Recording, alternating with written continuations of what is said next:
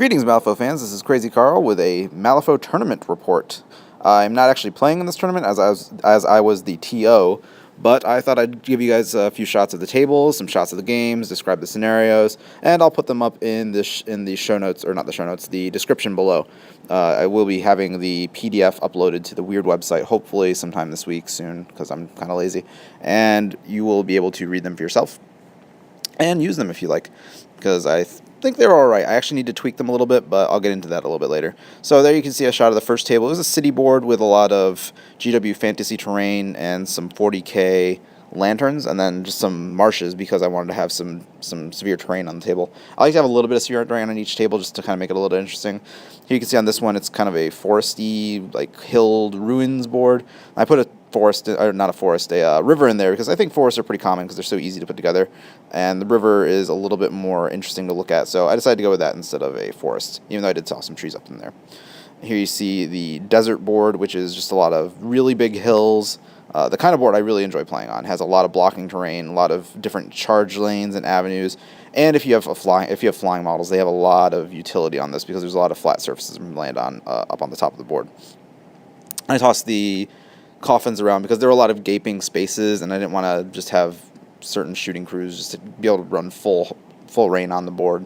So the coffins are there just to kind of block, just to give a little bit of cover terrain.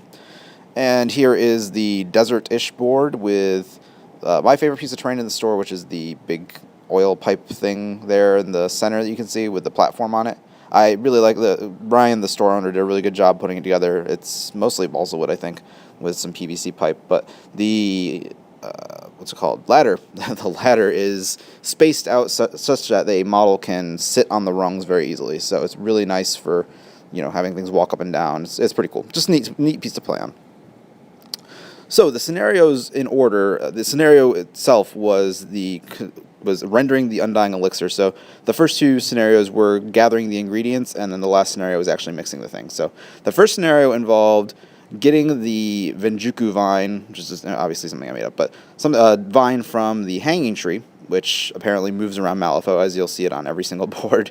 But the models had to reach height 4. So what the models get, but the way to be able to do that is either have a height 4 model, which there are only 2 or 3 of in the game, or you could take the boost action, which is a one action that you could take while in base contact, I think, with the hanging tree, and then you would take a model within your melee range, push it into base contact with you, and that model's height would be raised by your own height. So if you're a height 2 model, and you boost a height 2 model, that height 2 model is now height 4.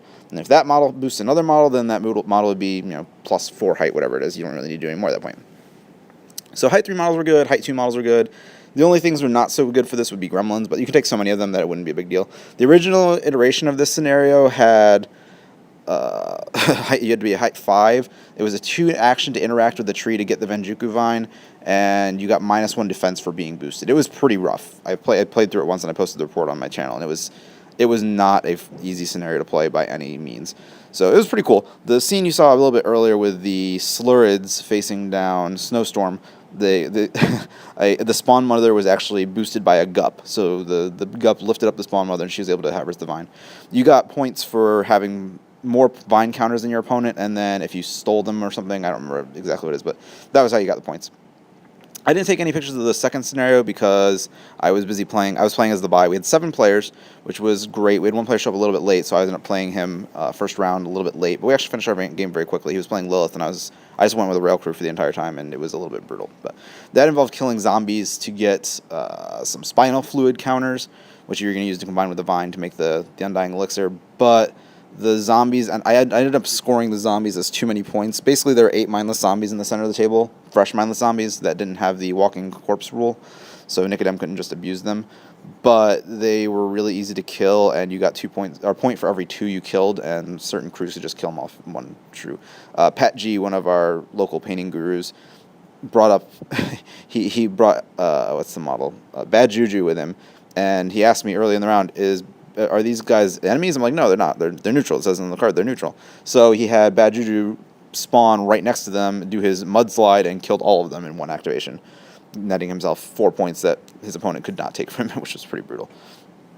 Here you'll see some shots of the third scenario, which involved mixing the elixir, you had to be at a confluence of ley lines. So those red strings of yarn you're seeing the past couple of slides are all ley lines. So what you got is, if you're in base contact with the ley line, and this is cumulative, if you're in base contact with the ley line, you got plus a positive twist to your casting and damage flips, and you got a positive flip to your resist flips. So the ley lines were really good, and you could only do the mixing action at the confluence. So once you're in the middle of the board, you could do 3 actions spread out over multiple activations, and that lets you create the Undying Elixir, which was the whole objective of the scenario.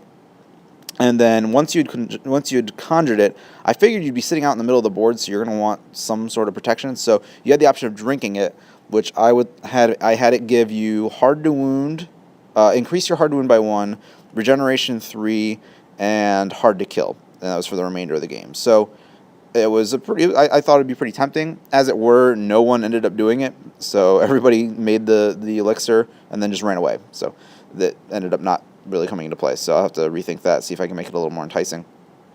I didn't want to make it increase offensive stats because you already got a bunch of boosts from the ley lines. Ironically, there's only Pat S was playing Rasputin. He was the only person who was able to really take advantage of the ley line. So I think he got to take advantage of getting some positive damage flips with Rasputin. It was like having a Essence of Power connected without having to pay the Soulstone for it. So we had a really good day. We actually had a painting contest as well. I didn't get any pictures of the painting contest because I'm a terrible person and I needed to eat. We had the wife of the store owner, Mindy, do the judging because I knew what everybody's crews were. And I could judge impartially, but I already had a feeling who I would have awarded it to if I had. So I asked her to do it because she had no idea whose things were. So she enjoyed it. She enjoyed it and had a really tough time. So we ended up rewarding 2 people with painting rewards. So that was pretty nice. And some more shots. There were some pretty interesting matchups during the day. My favorite bits were the gup spawn boosting the spawn mother, and then Bad Juju killing off all the zombies in one activation.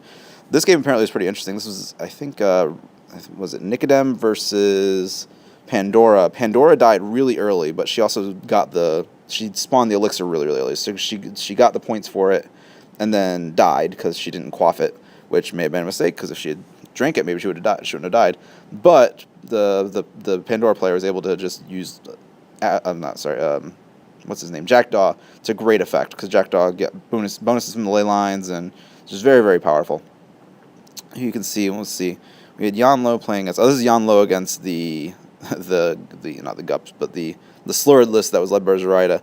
As you can see, there's not any Slurreds left. It was just Yanlo and all of his guys. And then Zoraida sitting at the far end of the board with her elixir, hiding.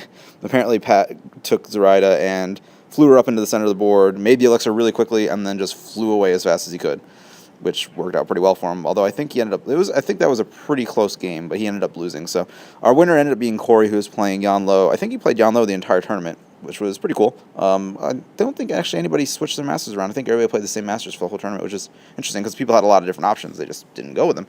So it was a great time. I'm really glad the players were able to come out. I hope they had a great time as well. Everybody said they enjoyed it.